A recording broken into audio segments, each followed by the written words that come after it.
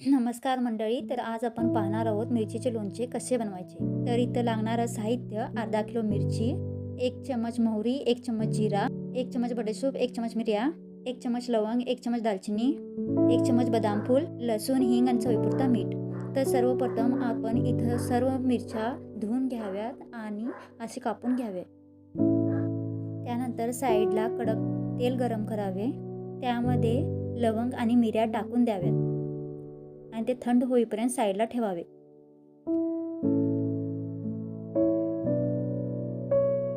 हा जो आपण मसाला घेतला आहे हा 2 मिनिटं भाजून घ्यावा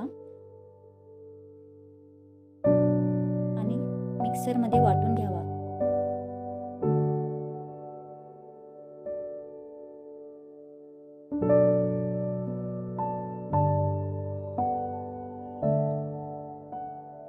त्यानंतर ही लसूण थोडी ठेचून घ्यावी.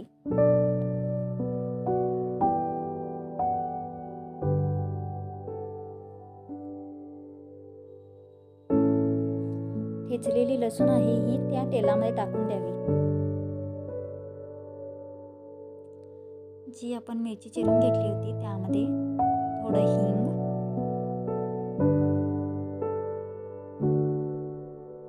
गरम मसाला जो आपण भाजून घेतला होता, वाटून घेतला होता तो,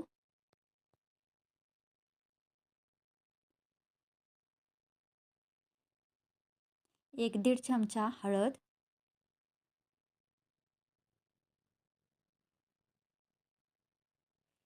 2 चमचे तिखट,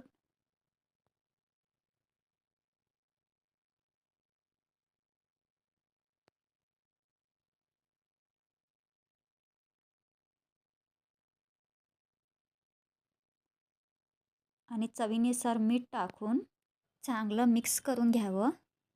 आणि मिक्स झालेली मिरची ही डब्यामध्ये भरून घ्यावी.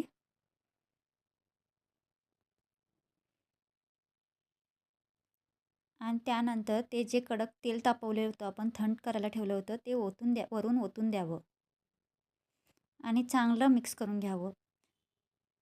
असे लोणचं आपण कितीही दिवस खाऊ शकतो.